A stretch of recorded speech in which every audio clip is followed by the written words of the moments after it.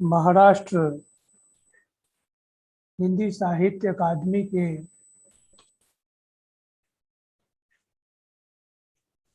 अधिकारीगण, अध्यक्ष, सचिव और संत कबीर प्रतिष्ठान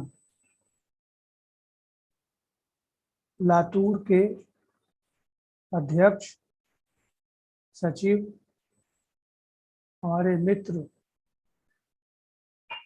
सतीश जी, डॉक्टर संतोष जी, रंजीत यादव जी,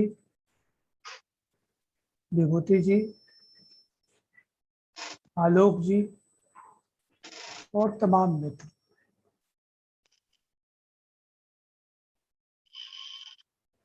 कबीर साहब की जन्म जयंती के अवसर पर आप सभी मित्रों को साहब बंदगी। ये कबीर पंथ में एक प्रचलन है, जैसे हम लोग एक दूसरे को नमस्कार करते हैं, तो कबीर पंथ में साहेब बंदगी का इस्तेमाल किया जाता है। मैं अपने व्याख्यान की शुरुआत डॉक्टर बी.आर. अम्बेडकर एक वक्तव्य से करना चाहता हूँ। मेरा ख्याल है कि मेरी आवाज आप सबको आ रही है।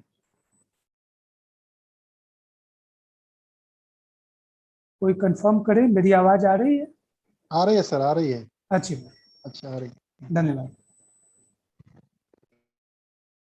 जैसा मैंने निवेदन किया कि अपनी बातचीत की शुरुआत मैं संविधान निर्मात्री सभा के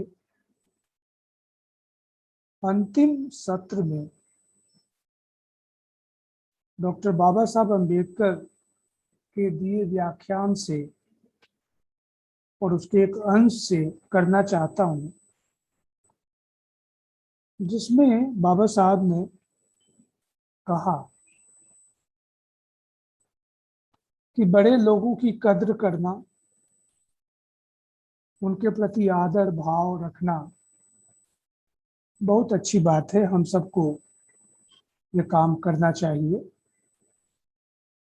लेकिन उसकी एक सीमा भी होनी चाहिए। सीमा के बाहर जाकर यदि हम ये काम करेंगे तो अंधे कुएं में गिर जाएंगे। मेरा मतलब ये है कि भक्ति का मूल्यांकन करते हुए और भक्ति में जो वीर पूजा का भाव होता है, तुलसी मस्तक तब नभे जब धनुष बाण हो हाथ। एक वीर नायक का की परिकल्पना हम करते हैं। तो बाबा साहब ने चेतावनी दी थी। उन्होंने कहा था कि bhakti in religion may be a road to salvation of soul. और मैं आपका ध्यान इसमें मे बी पर इसकी ओर आकृष्ट करना चाहता हूं। हो सकता है कि भक्ति और धर्म में ये आत्मा की मुक्ति की बात की गई हो। आगे कहते हैं, बट इन पॉलिटिक्स भक्ति और hero worship is sure road to degradation and to eventful dictatorship. स्पष्ट शब्दों में डॉक्टर अंबेडकर ने निवेदन किया या कहें कि उन्होंने चेतावनी दी थी कि समाज नीति में, राजनीति में भक्ति और वीर पूजा ये प्रचलन अगर चलता रहा तो इससे विकृति पैदा होगी और राजनीति के क्षेत्र में इसको उन्होंने कहा कि तानाशाही का दौर आ सकता है। कहना ये चाहते हैं डॉक्टर अंबेडकर, चाहे कितना भी बड़ा कोई कवि हो, चाहे वो कितना बड़ा विचारक हो, समाज सुधारक हो, हमारा रवैया उसके प्रति निर्मम आलोचनात्मक होना चाहिए, रूथलेस क्रिटिसिज्म। और जिसको भक्ति काव्य में कहा गया कि संग्रह त्याग न बिनु पहचाने, किस चीज को स्वीकार करना है और किसका त्याग करना है, यह विवेक निश्चित तौर पर निर्मम आलोचना से ही हमारे भीतर पैदा होता है। आप देखें, ज्यादातर जो भक्त कवियों का अध्ययन किया जाता है उसमें लोग पूज्य बुद्धि से उनका स्मरण करते हैं। और ये जो पूज्य बुद्धि है, इसके कारण तरह तरह की कठिनाई पैदा होती है।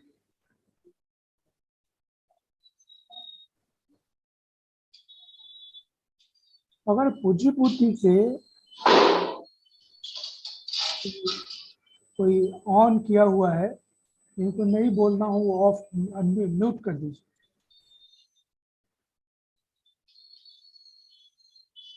अगर पूज्य बुद्धि से कबीर दास का अध्ययन करेंगे, विचार करेंगे, तो ये 20वीं सदी में ये जो कबीर दास का अध्ययन 21वीं सदी में हम नहीं कर पाएंगे। हिंदी के एक बड़े आलोचक जो कि इलाहाबाद विश्वविद्यालय में अंग्रेजी के प्रोफेसर थे, विजयदेव नारायण शाही, उन्होंने एक कविता लिखी जिसका शीर्षक है प्रार्थना गुरु कबीर दास के लिए। और इस कविता की जगह जगह ये कोई डिस्टरबेंस हो रहा है, तो इस कविता की बहुत लोगों ने चर्चा की है। ये हिंदी की एक मशहूर कविता है। परम विजयदेव नारायण शाही ने कविता लिखी प्रार्थना गुरु कबीर दास के लिए।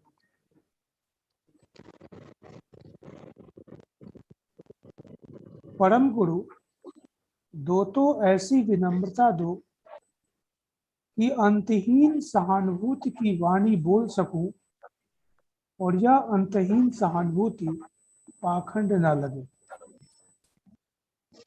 दो तो ऐसा कलेजा दो कि अपमान, महत्वाकांक्षा और भूख की गांठों में मरोड़े हुए उन लोगों का माथा सहला सकूं और इसका डर न लगे कि कोई हाथी काट खाएगा। दो तो ऐसी निरीहता दो कि इस दहाड़ते आतंक के बीच फटकार कर सच बोल सकूं और इसकी चिंता न हो कि इस बहुमुखी युद्ध में मेरे सच का इस्तेमाल कौन अपने पक्ष में करेगा।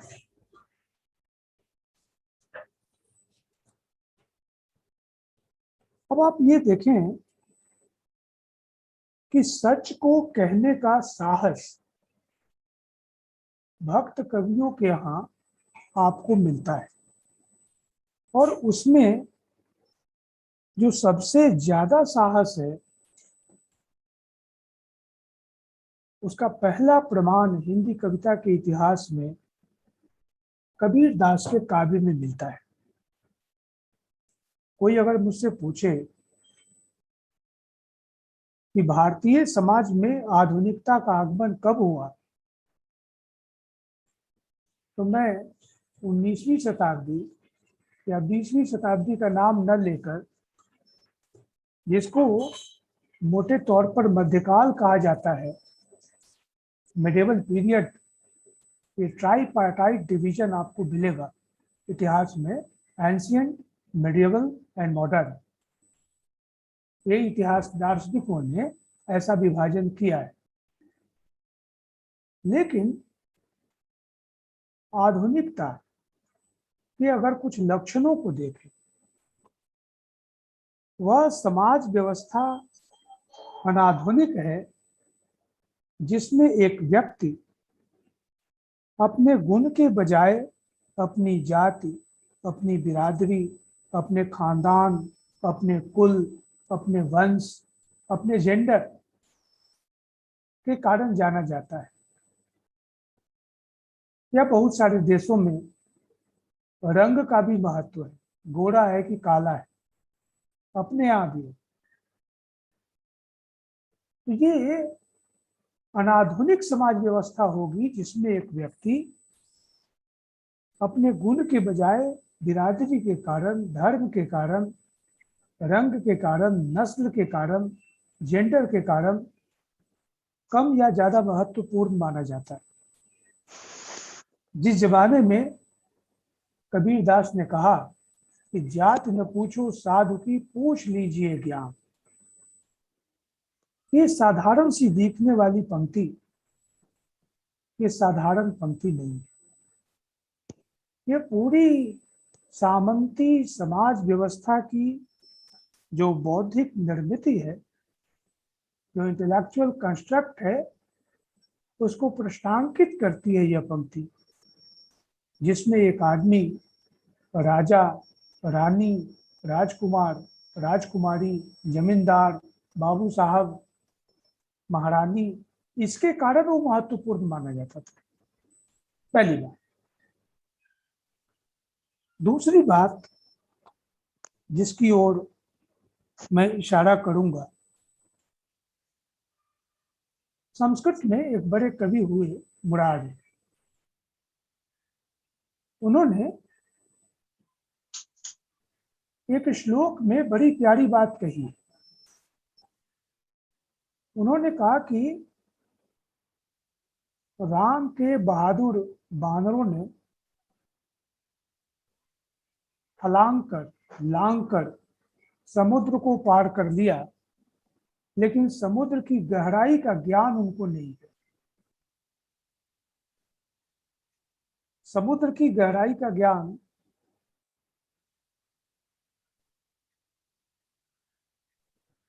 उस मंदराचल पर्वत को था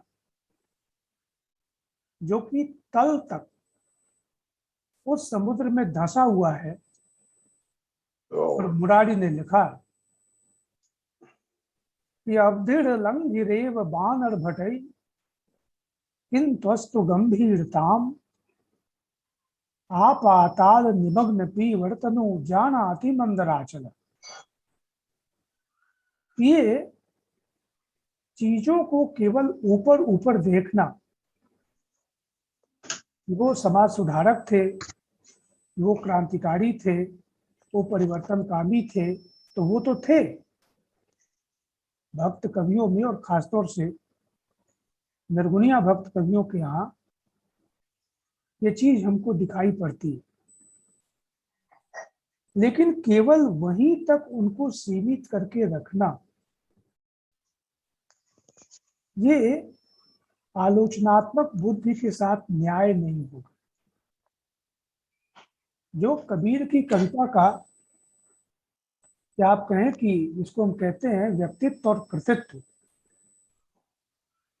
तो उसका जो वृत्त पूरा होता है उस वृत्त को पूरा करने में एक और तो उनका जीवन, जिसके बारे में दुनिया भर की किंवदंतियां प्रचलित हैं, लेकिन उन किंवदंतियों से थोड़ा बाहर आइए और उस व्यक्ति के अपने व्यक्तित्व के विकास को देखिए कि वो कैसे एक प्रदत्त सामाजिक व्यवस्था के खिलाफ केवल अपने ज्ञान को लेकर खड़ा है, और ज्ञान भी कैसा, अनुभव पर आधारित ज्ञान। मैं कहता हूं आंख इन देखी, तू कहता कागज की लेखी।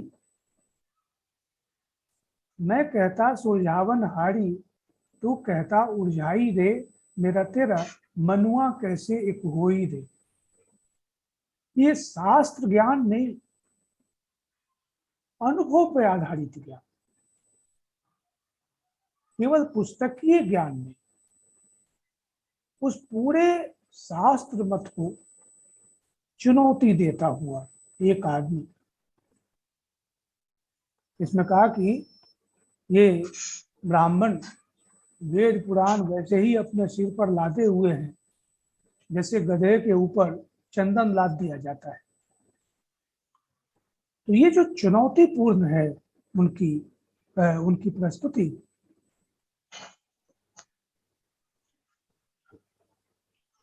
उसके पीछे अनुभव का बल है, अनुभूति। और पुराने जमाने से ये चला आ रहा था कि 4 तरह के पुरुषार्थ हैं। अंदर हो गया था। तो मैं आपसे निवेदन कर रहा था कि परंपरा से 4 पुरुषार्थ, धर्म अर्थ काम मोक्ष, ये चले आ रहे थे, लेकिन भारतीय समाज में कुछ ऐसा परिवर्तन आया जिस पर प्रोफेसर इरफान हबीब ने, प्रोफेसर उर्मिला थापर ने, प्रोफेसर हरवंश मुखिया ने, ये सारे समाज वैज्ञानिक, ये सोशियोलॉजिकली समाज शास्त्रीय दृष्टिकोण से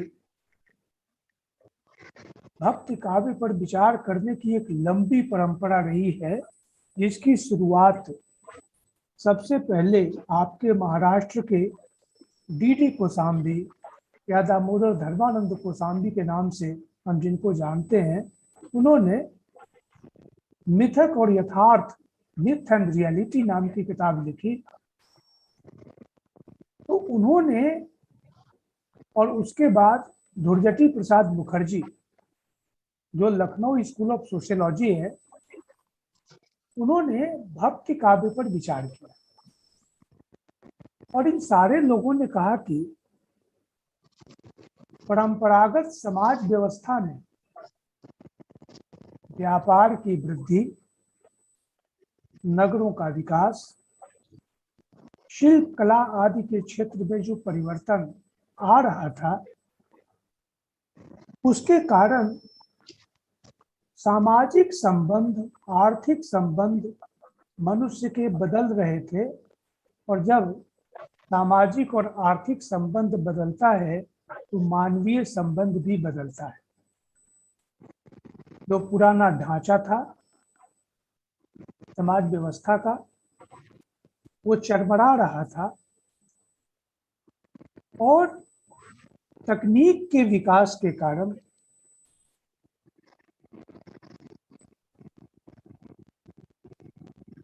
एक नई समाज व्यवस्था आकार ग्रहण कर रही थी, और इसमें कला, साहित्य, संस्कृति, तमाम क्षेत्रों में इसकी अभिव्यक्ति हुई। और इसका सबसे बड़ा प्रमाण ये है कि जो धर्म अर्थ काम मोक्ष, जो परंपरा से 4 पुरुषार्थ माने जा रहे थे, उनके साथ एक 5वां पुरुषार्थ आके जुड़ गया। और भागवतकार ने घोषणा की कि ये चारों पुरुषार्थ पर भारी पड़ता है प्रेम। और उन्होंने कहा प्रेमा पुमर्थो महान, कि ईश्वर की ऐसी प्रतिमा, ईश्वर का ऐसा रूप, ईश्वर का ऐसा भाव जिसके साथ प्रेम किया जा सकता है। पुराने जमाने का जो ईश्वर था उससे आप प्रेम नहीं कर सकते, उसका एक आतंक था। वह सर्वशक्तिमान है, उसका जन्म नहीं होता है, उसकी कोई इच्छा नहीं है, वो अवयव रहित है, वो अभेद है, जिसके बारे में वेद भी पूरा कुछ नहीं जानते हैं। कि ब्रह्म जो व्यापक विरल अज अकल अनीह अभेद, सो कि देह धरि होई नर जाहि न जानत वेद। तो ये जो ब्रह्म का एक पुराना स्वरूप था, उसकी जगह पर एक ऐसा ईश्वर इस प्रेम ने पैदा किया, जो कि कहा कि ये वेदों का फल है, वेद रूपी वृक्ष का निगम कल्प तरोरु गलितम। वो कहा कि उसका एक फल है, गलितंग फलंग, कि उसमें कुछ त्यागने के लायक नहीं है। वो सर्वस्व उस प्रेम को ग्रहण किया जा सकता है। और उसका स्वरूप कैसा है?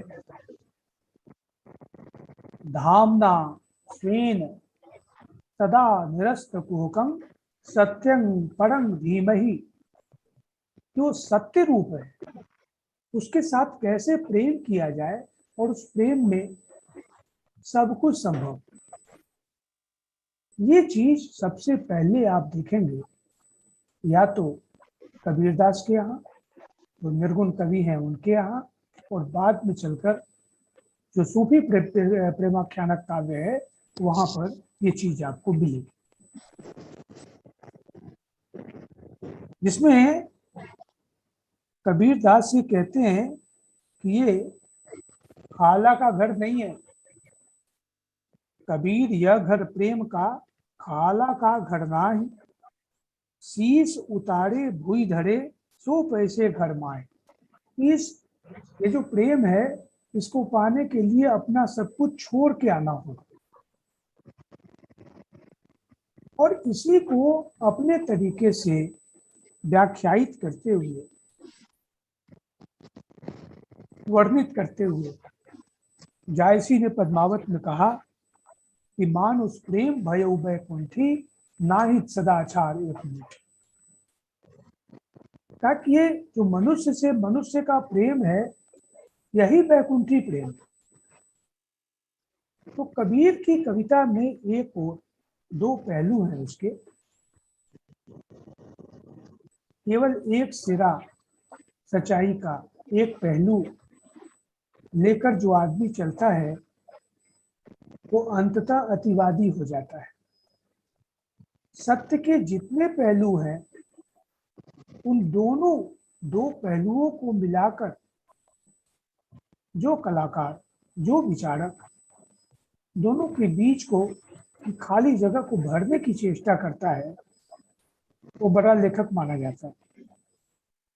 भक्ति के क्षेत्र में यह जो प्रपत्ति का सिद्धांत परंपरा से चला आ रहा, शरणागति, उसकी बड़ी सूक्ष्म अभिव्यक्ति, ताकि शीश उतारे भुई धरे तो पैसे घर माई, कि अपना सब कुछ त्याग कर, अपना सब कुछ छोड़कर जो व्यक्ति आएगा, वही इस प्रेम के घर में उसका प्रवेश होगा। प्रपत्ति का वर्णन पहले के ग्रंथों में, खास तौर से मद्भगवत गीता में, श्रीमद् भगवत गीता में आपको मिलेगा। यहाँ की अर्जुन कृष्ण से कहते हैं कि तस्मात् प्रणम्यम प्रणिधाय कायम प्रसाद में त्वां अहमी से युध्यम। पितेव पुत्रस्य सखेव सख्यु प्रियं प्रियायाः प्रकटोति सोढुम्। कहा कि जैसे पिता पुत्र के अपराध को क्षमा कर देता है, जैसे मित्र मित्र के अपराध को क्षमा कर देता है, जैसे प्रेमी प्रेमिका के अपराध को क्षमा कर देता है, हे भगवान आप उसी तरह मुझको माफ कर दीजिए, क्षमा कर दीजिए और मैं अपने आप को अर्पित करता हूं। ये जो मानवीय संबंध के माध्यम से आध्यात्मिक संबंध का वर्णन, चित्रण, ये परंपरा जो पहले मिलती है, आप कबीरदास की कविता उठाइए। माता पुत्र के संबंध को कबीरदास अपनी उस कविता में लाते। हरिजननी मैं बालक तोड़ा, ईश्वर को अपनी मां की जगह पे रखते हैं। हरिजननी मैं बालक तोड़ा, काहे न अवगुण बख्शहूं मूढ़ा।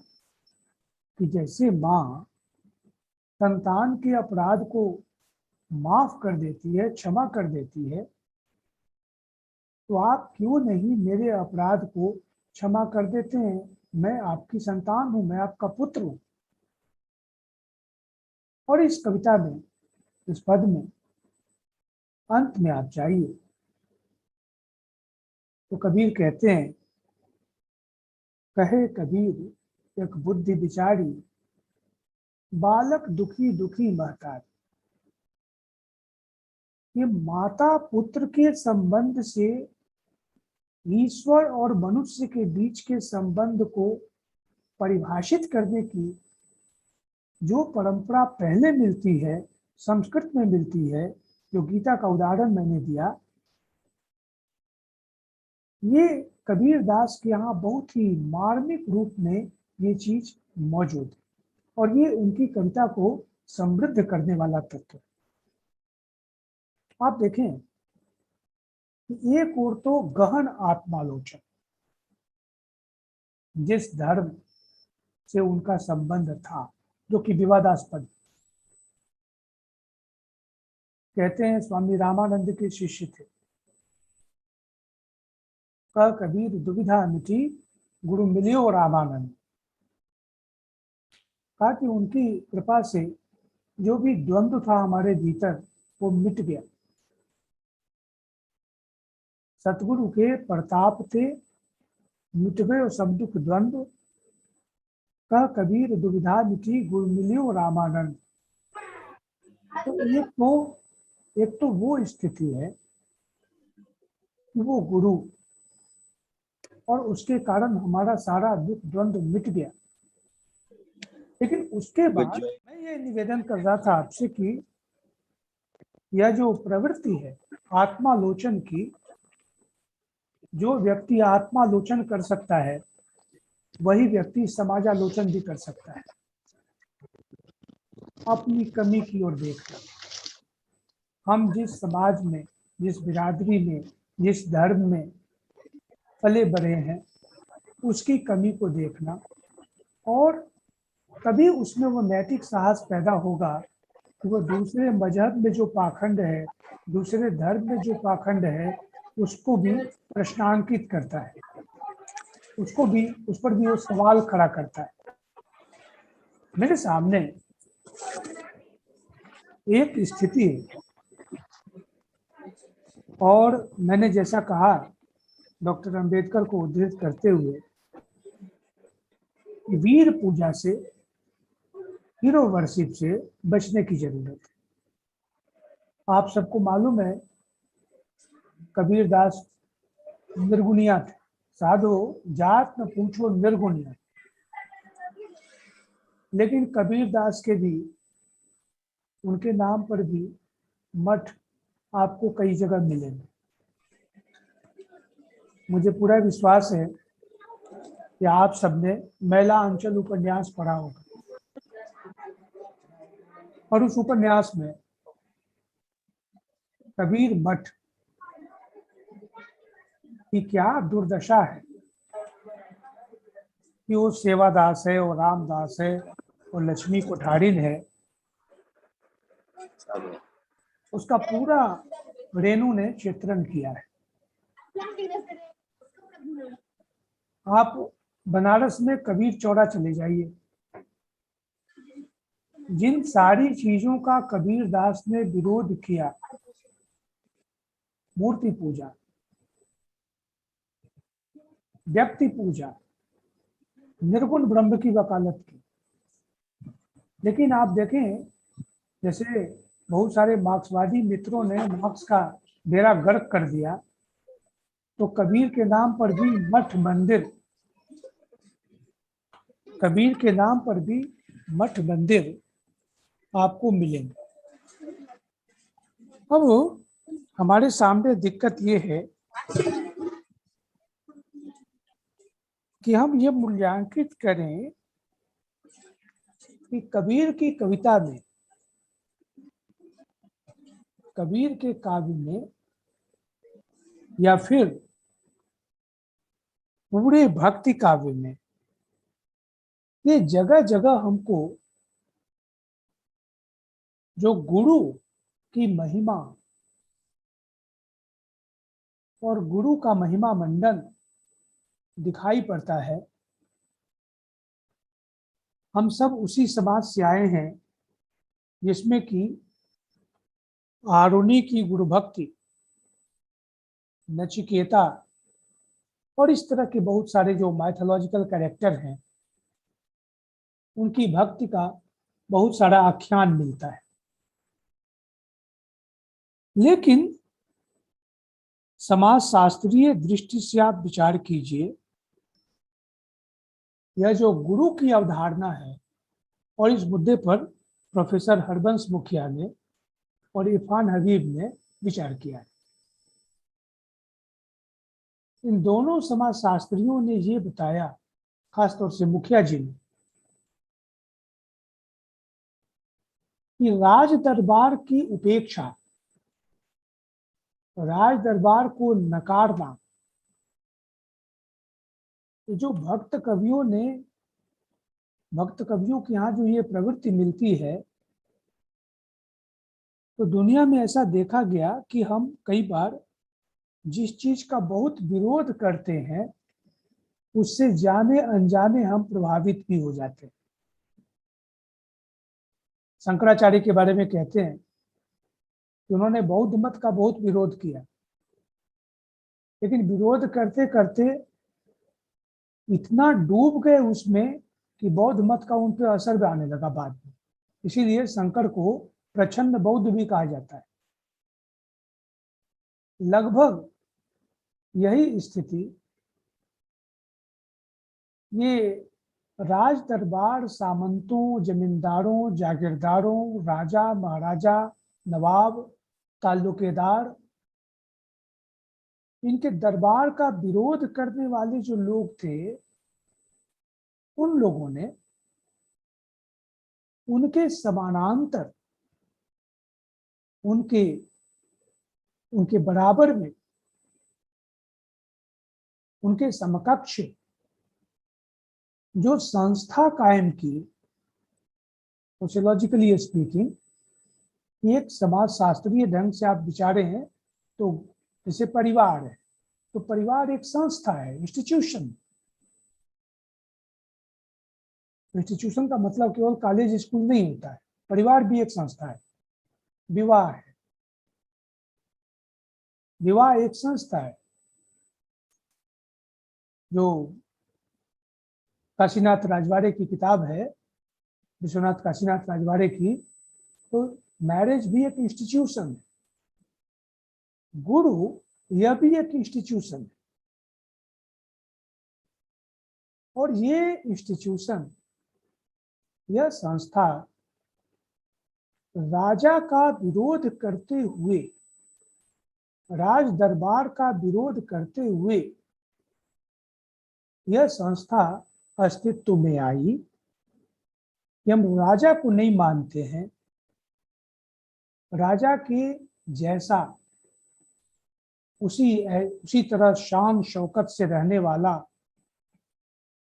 छत्र धारण किए हुए हमारा गुरु है, हम गुरु के दरबार में जाए। गुरु का भी दरबार होता था। और आप देखें ताकि सतगुरु मोसे रीझ के कहा एक प्रसंग, आप इस शब्दावली पे गौर कीजिए। रीझना, जो बड़ा आदमी है, नौकरी चाकरी में भी जो बड़ा अफसर है, वो बहुत कड़ाई से बात करता है, वो विनम्रता से बात नहीं करेगा, लोग सिर पे चढ़ जाते हैं,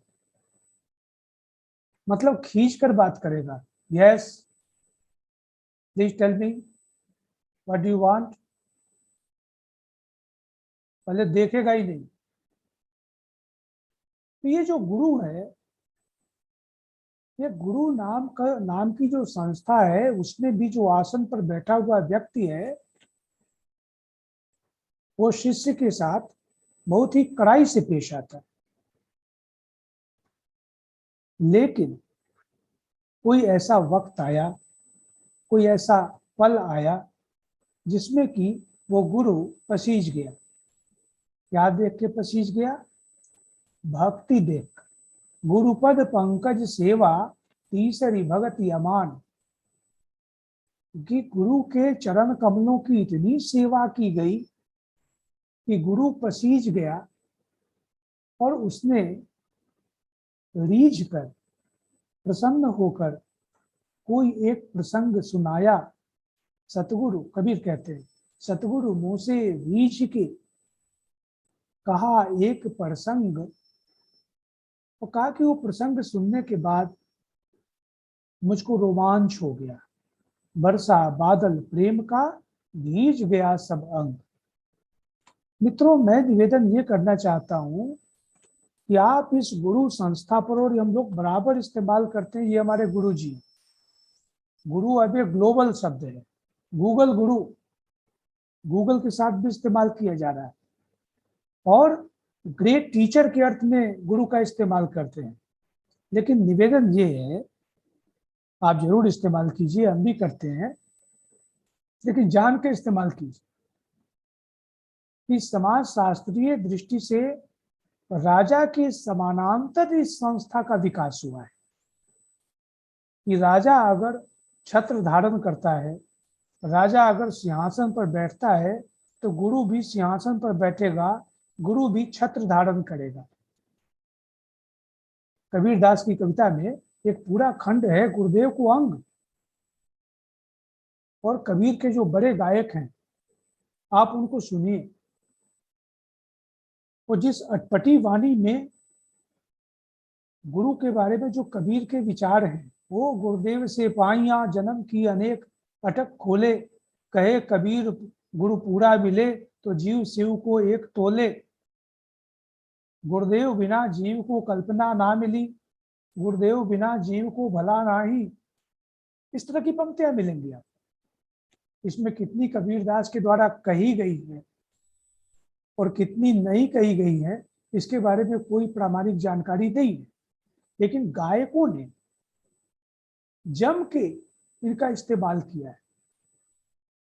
निवेदन ये है, ये प्रपत्ति, समर्पण, चरणों में समर्पण, ये प्रोफेसर रंजीत गुहा ने कहा कि ये भक्ति में जो ये सबऑर्डिनेशन है, अंग्रेजी में जिसको सबऑर्डिनेशन कहते हैं, दार्शनिक भाषा में इसको प्रपत्ति कहा रामानुजाचार्य ने, और बाद में रामानंद ने, जो कबीर के गुरु माने जाते हैं।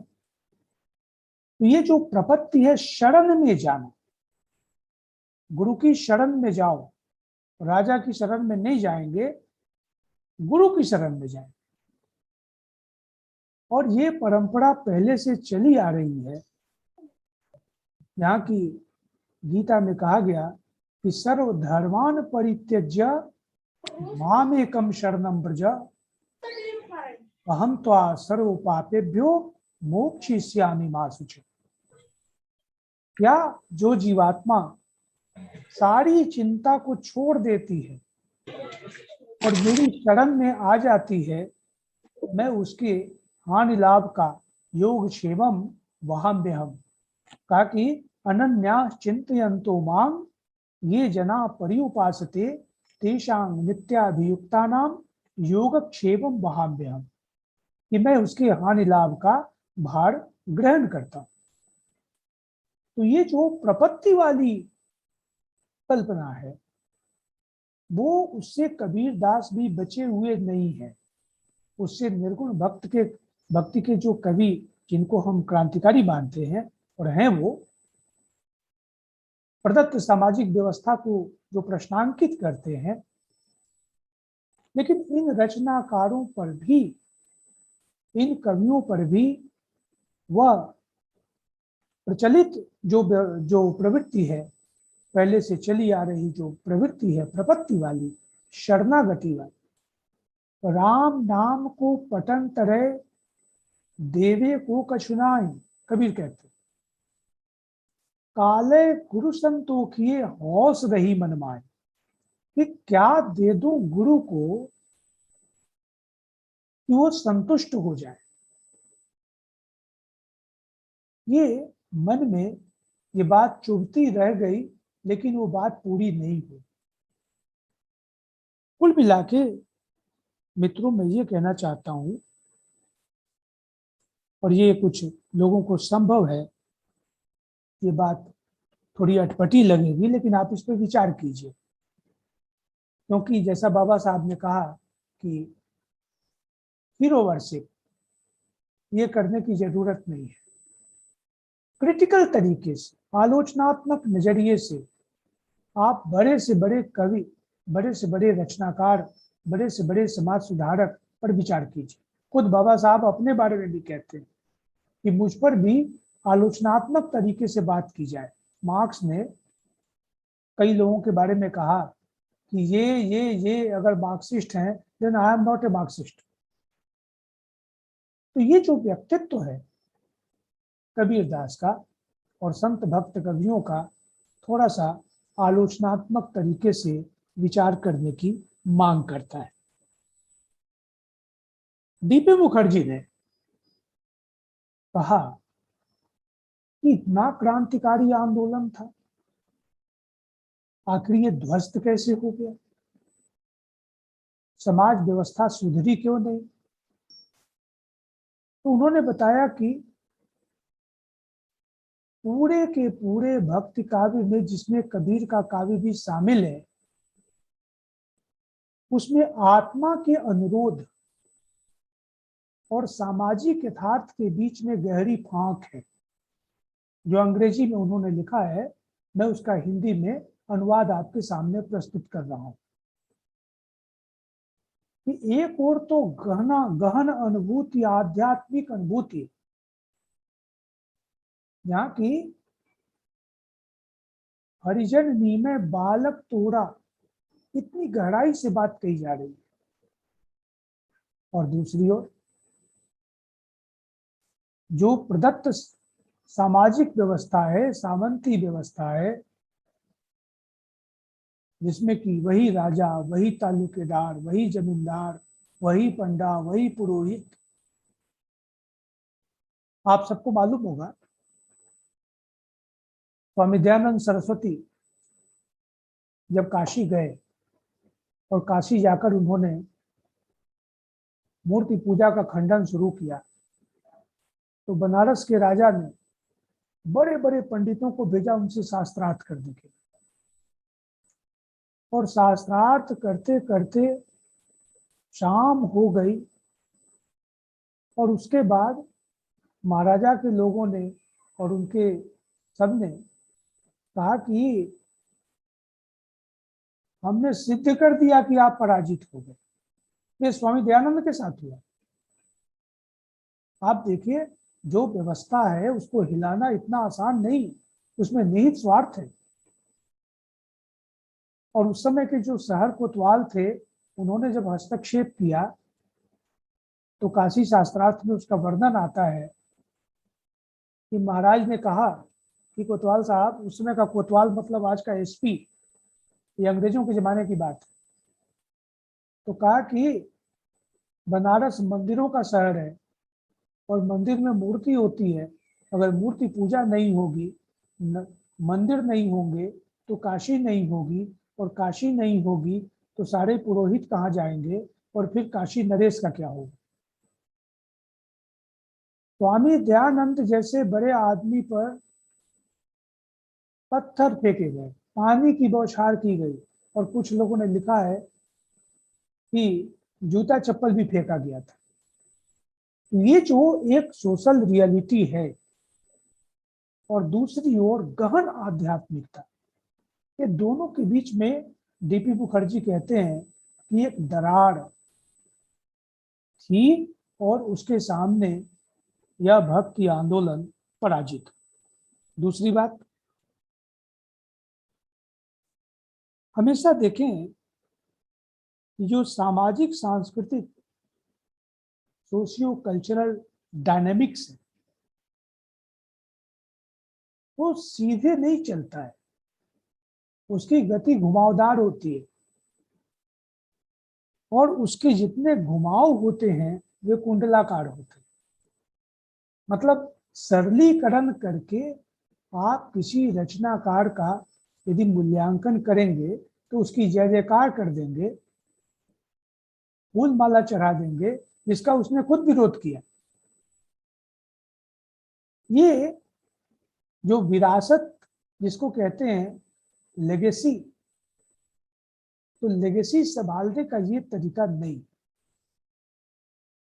कबीरदास की कविता में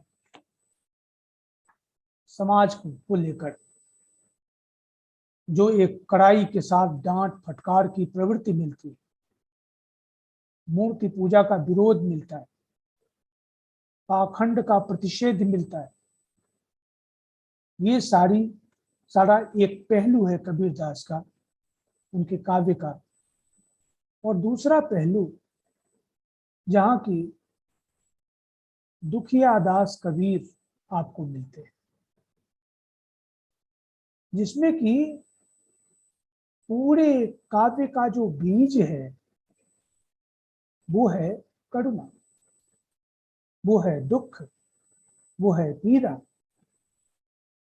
और जब मैं इस मुद्दे पर विचार करता हूं तो कबीरदास के यहाँ अनेक ऐसी पंक्तियां मिलती हैं जिनको उदाहरण देकर अलग से समझाने की जरूरत नहीं है कि वे कितने दुखी हैं। हियरा मोरा फिरे रे उदास, हियरा मोरा फिरे रे उदास, जाति जुलाहा नाम कबीरा, बनी बनी फिरो उदासी। एक कविता में तो कहते हैं कि ये पूरा संसार जो है ये दुखी है। बिरहा बुरहा जन कहो बिरहा है सुल्तान, जय घट बिरह न संचरे सो जग जानी मसान। सुख अगर मिलता है तो सुख को स्वीकार करना कबीर को लगता है कि ये अनुचित है। मैं कहना ये चाहता हूं कि जिसको ऑन्टोलॉजी कहते हैं, सत्ता मीमांसा, कबीर के यहाँ जो दुख है ये ऑन्टोलॉजिकल है। ये कोई खाने पीने की तकलीफ के कारण पैदा हुआ कोई रोजमर्रा की जरूरत किसी की पूरी न हो रहे हो और वो दुखी हो तो एक वो अलग प्रकार का दुख होगा। लेखनोव ने एक उदाहरण दिया है, कहा कि अगर कोई सेठ दिवालिया हो जाए और दिवालिया होने के बाद तो अगर वो उदास होकर कविता लिखे तो उसकी कविता पर लोगों को हंसी आएगी। आप कल्पना कीजिए विजय माल्या की सारी संपत्ति कुर्क हो जाए और वो अगर एक दुखी होकर कविता लिखे तो उसकी कविता को कोई स्वीकार करने वाला नहीं। मैं कह रहा हूं कि संत कवियों का, भक्त कवियों का जो दुख है वो ऑन्टोलॉजिकल है, उसका कोई छोटा मोटा कारण नहीं है। जो सामाजिक अंतर्विरोध है, उस अंतर्विरोध को देखकर कवि के मन में जो पीड़ा होती है, जो दुख होता है, अनेक पंक्तियों में वो चीजें व्यक्त हुई हैं। और मैं कहूँगा कि एक कबीर की कविता का वो भी पक्ष है। तो इस तरह से कुल मिलाकर पैट्रियार्की की दृष्टि से, मेरा मतलब स्त्रीवादी दृष्टिकोण से, कोई चाहे तो कबीर का मूल्यांकन कर सकता है। और कबीर की कविता में बहुत सारी ऐसी पंक्तियां आपको मिल जाएंगी जो कि हमारी जो फैमिलिस्ट मित्र हैं उनको सहज न लगे। और ऐसा लोगों ने लिखा भी है भक्त कवियों के बारे में। उसमें कबीर, रैदास, पीपा, पलटू साहब, ये सारे लोग शामिल।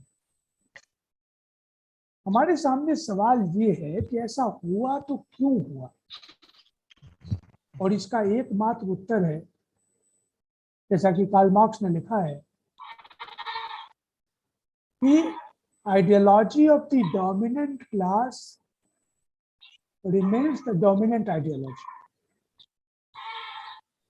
जो शासक वर्ग के विचार हैं वे ही शासक विचार हुआ करते हैं।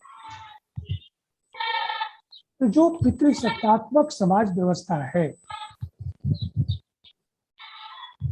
क्योंकि जिसका वर्चस्व है, अगर वो चीज छन कर